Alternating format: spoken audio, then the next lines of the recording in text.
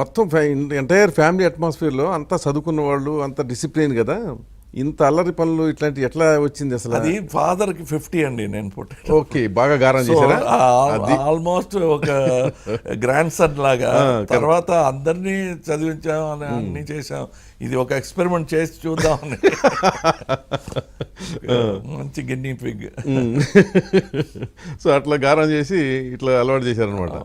So దానికి ఇప్పుడు మీకు ఏమనిపిస్తుంటే మీ పిల్లలకి చెప్తారు ఇట్లాంటివన్నీ మీరు ఏం చేసింది?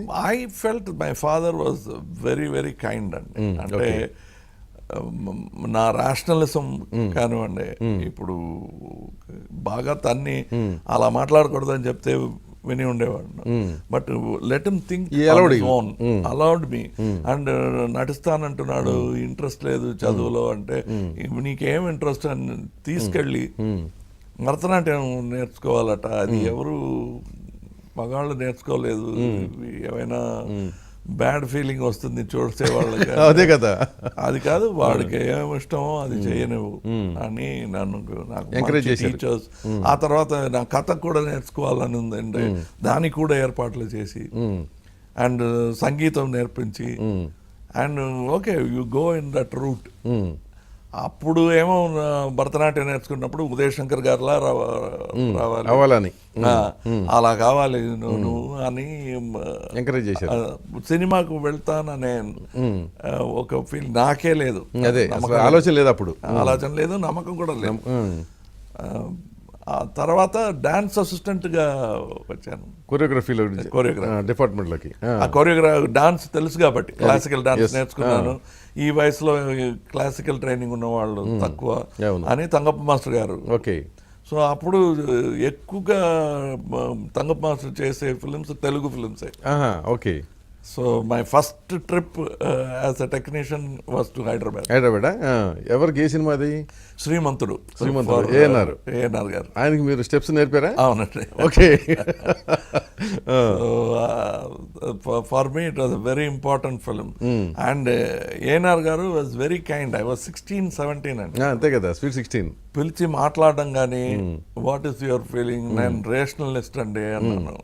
స్టార్టింగ్ నుంచి అప్పటి నుంచి అంటే ఇప్పుడు అలా ఆ దారిలో వెళ్ళిపోవాలంటున్నాను. అది ఎందుకు అలా అనుకున్నావు?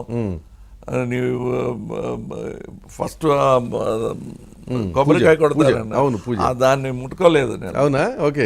ఎందుకు అన్నారు ఏఎన్ఆర్ గారు. ఆయన కూడా అంతే కదా, ఎందుకు ముట్టుకోలేదు, నువ్వు ముస్లిం కదా దాని వల్లనా అన్నారు. కాదండి నేను ముస్లిం అనుకున్నారు ఆయన, పేరు అలా ఉంది అంటే. కాదండి నేను I don't because I'm rationalist అన్నాను. So then he said will you meet me ఇంకా ఒక 4 సంవత్సరం అయిన తర్వాత I want to know I want to see ఇదే చెప్తున్నావా లేదా అనేది నేను చూడాలి. మీరు చూడండి అలాగే ఉంటాను. ఆ తర్వాత మళ్ళీ యాక్టర్ అయిపోయాను. ఎవరు సజెస్ట్ చేశారు మిమ్మల్ని యాక్టర్ కమ్మని? అది నాకు ఇంట్రెస్ట్ లేదండి. బాలచంద్ర గారే ఫస్ట్. ఆర్షి శక్తి అని నా friend, he's no more now. He is the one who said you must write. Okay. ఒక రైటర్ ఉన్నాడు. మీలో రైటర్ ఉన్నాడు అని చెప్పాడు. సింగర్ కూడా ఉన్నాడు కదా. అది ట్రైనింగ్ చేశాను. రైటర్ ఏంటి, high school drop out, writer ఎలా ఉంటాడు నా లోపల అంటే ఉన్నాడు, నాకు తెలిసింది, నువ్వు రాయి అన్నాడు. హ్యాండ్ రైటింగ్ బాగోదు,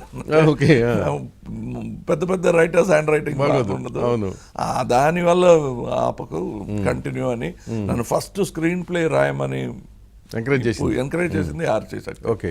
అలాగే నేను టెక్నీషియన్ అయిపోయాను. ఇంకా ఆర్టిస్ట్ ఇట్స్ ఇన్ఫ్రాడిగ్ అన్నమాట. అవును, టెక్నీషియనే సూపర్ స్టార్ అనే ఫీలింగ్ నాకు మనసులో వచ్చింది. Okay.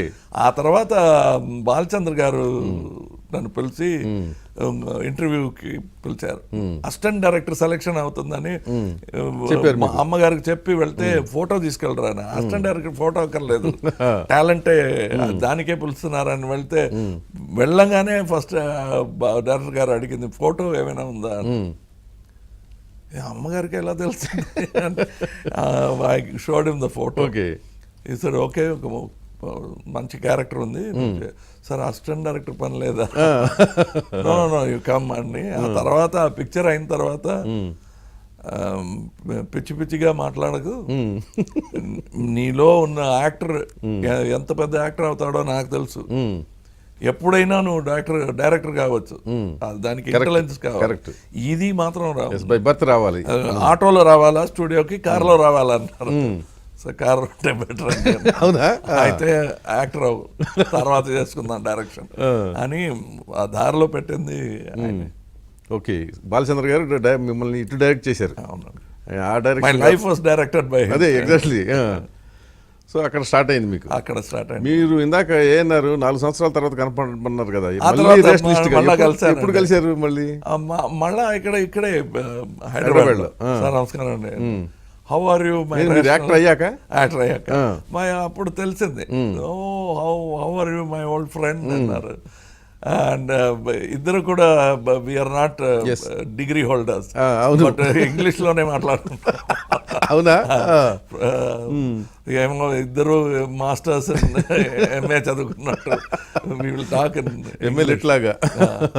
And he is very close to Shivaji garu. అవును, బ్రదర్స్ కరెక్ట్. అవును. దెన్ హీ సెడ్, శివాజీ నా ఫ్రెండ్ ఇలాగే రేషనలిస్ట్ అని చెప్పి మధ్యలో మారిపోయాడు, నువ్వు ఎలా ఉంటావు? అది సార్ ఇప్పుడు అలాగే లైక్ దట్ అని. ఇంకా 4 సంవత్సరాల తర్వాత మీట్ అవుతాను అన్నారు. మళ్ళా మీట్ అయ్యాం. అయితే then after 30-35 I met him. ఇంకా అలాగే ఉన్నానండి. Last time on his 90th birthday I met him. Sir మీరు ఎలా ఉన్నారండి, ఏమైనా మార్పు వచ్చిందా? అలాగే ఉన్నాను, అలాగే చచ్చిపోతాను నేను, no problem. I have the photo with me. Phone లో ఇప్పుడు కూడా ఉంది. I'm very fond of him. So last 90th birthday అప్పుడు మళ్ళీ మీరు చెప్పారు, రీకన్ఫర్మ్ చేశారు, స్టిల్ నేను రేషనలిస్ట్లే అని. బాగుంది ఇది.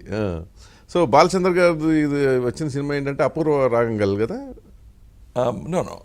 అరంగేట్రం అంటే అరంగేట్రం. తర్వాత వచ్చింది మీకు ఫస్ట్. తర్వాత చాలా 36 పిక్చర్స్ చేశాను. అంటే మా నాన్నగారి కన్నా ఎక్కువగా, because my father stayed in పల్లటూరు, Paramakudi. He was a lawyer there. So he will come once a week, thrice a month or 4 times maximum. But from my 16th year, the time I spent Balachandra గారితో నేను spend చేసిన time father మా నాన్నగారితో spend చేసినందుకన్నా ఎక్కువ. So ఎన్ని సంవత్సరాలు మీరు కలిసి? From my 16th year till ఉత్తమ విలన్ ఐ వాజ్ వర్కింగ్ ఆయనతోటి. అంత అసోసియేషన్ అంటే ఎట్లా?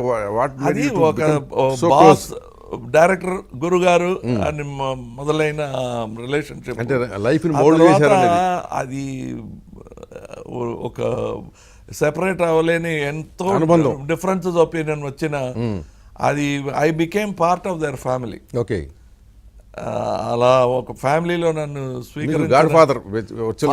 ఫాదర్ అది ఇప్పుడు ఏడవటం కూడా పోయినప్పుడు ఫాదర్ అనే ఫీలింగే వచ్చింది నాకు. డైరెక్టర్ గారు వెళ్ళిపోయారనే ఫీలింగ్ రాదు. సో సినిమా ఇండస్ట్రీ తండ్రి అనే ఇప్పుడు ఈ ఉత్తమ విలన్ లో ఫస్ట్ ఒక క్యాప్షన్ స్టార్టింగ్ లో, సో ఫాదర్ గానే మీరు అడ్రస్ చేస్తారు ఆయన్ని. అందులో తండ్రి అన్నాను. తండ్రి అన్నారా? That is my feeling for KB గారు. ఎప్పుడైనా డిఫర్ అయ్యారా మీరిద్దరు అంటే ఇష్యూస్ మీద? చాలా అవుతుంది. అంటే ఫస్ట్ అది ఆయన పెద్ద మనసు, వచ్చిన అబ్బాయికి ఎలా నిలబడాలో, ఎలా మాట్లాడాలో, ఎలా డైలాగ్ చెప్పాలో తెలియని ఒక అబ్బాయికి ఇటు నిలబడాలి, అటు నిలబడాలి, ఇక్కడ చూడు, ఇక్కడ చూడు, ఆ డైలాగ్ అప్పుడు కెమెరా ఫేసింగ్ ఇవ్వు అని చెప్పిన ఆయన.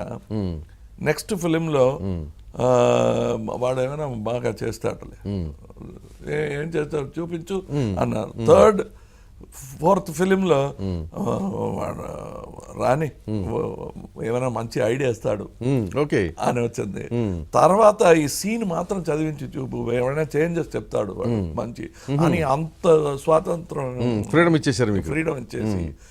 ఆ తర్వాత ఒక చిన్న ఎక్స్పెరిమెంట్ చేద్దామండి, ఇలా చేస్తే బాగుంటుంది అంటే, ఇది ఎందుకు ఇలాంటి పిచ్చి పిచ్చి ఆటలాడుతున్నాం, ఇది కమర్షియల్ సినిమా, మళ్ళా వెళ్ళి Back to square release లాగా. చేయాలి, ఇది టైం అవుతుంది, నేను చేస్తాను 3 days, దాని లోపల చేయకపోతే ఇంకో picture 30 days free call sheet ఇవ్వాలి నాకు అని అంటారు. Okay. Then I finished that scene and showed him, that is dance master అనే చిత్రం, ఫాస్ట్ మోషన్ అది. ఈ look at it and cut చేసి చూపించాను. దాని బాగుందిరా, అయితే ఒక పని చేయి, మిగతా సాంగ్ అన్ని నువ్వే తీసేసి. మీరు మామూలుగా కూడా ఎదురుగా వచ్చినప్పుడు డాడీ అని పిలిచేవాళ్ళ? గురుగారు మాట్లాడను అసలు. అవునా? ఏమి అసలు నాకు అమ్మలా ఉండి ప్రతి మాట ట్రాన్స్లేట్ చేసేవారు అనంత్ గారు, ఆయన రైట్ హ్యాండ్ అనమాట. ఏమి ఆయన చెప్పినా అలా తల ఊపుతాను కానీ మళ్ళా చెప్పటం అనేది, అడిగితే చెప్పు అని బెదిరించి తీసుకుంటాయి మాత్రం జవాబు చెప్తాను. మిమ్మల్ని మాత్రం ఎరా అనేవారా బాలచంద్ర గారు? Like a child. The third film he named the character after his son. Oh okay. Prasanna అని, అపూర్వ రాగంలో నా పేరు ప్రసన్న. అదేంటండి ప్రసన్న బాగలేదండి. ఏమన్నాడు, ఇక్కడ రారా, నా అబ్బాయి పేరు పెట్టాను నీకు, అదేంటి బాగలేదన్నావట. అలా కదండి, నాకు తెలియదు. దెన్ అది ఆలోచించి చూస్తే why would he name him after చేసుకుంటున్నారు కనుక ఏమో మనసులో ఈ things of me like son అనే ఫీలింగ్ వచ్చింది.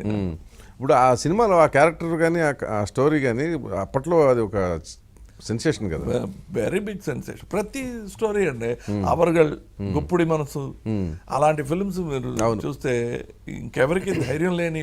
కానీ మీకు అంత చిన్న వయసులో అలాంటి క్యారెక్టర్ వేయటం అనేది ఎట్లా అనిపించింది? నాకు ఏమి అనిపించడం ఏంటి, బాలచంద్ర గారు పిలిస్తే చేయటమే అంతే.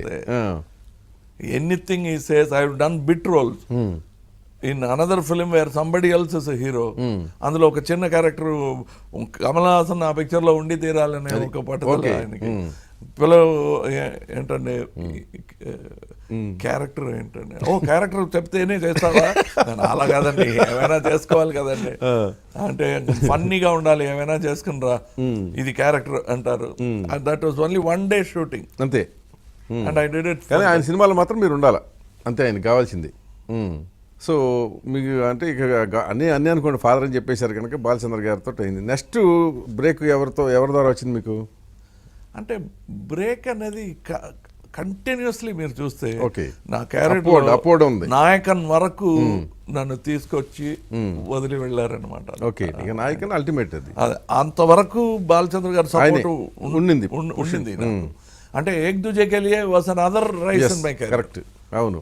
అంటే ఆల్ ఇండియా ఫేమ్ వచ్చేది. Maro Charitra was another rise in my career. Correct. ఒక స్టేట్ లో నుంచి ఇంకో స్టేట్ కు తీసుకొచ్చి అక్కడ ఒక స్టార్ చేయటం, అదే కదా.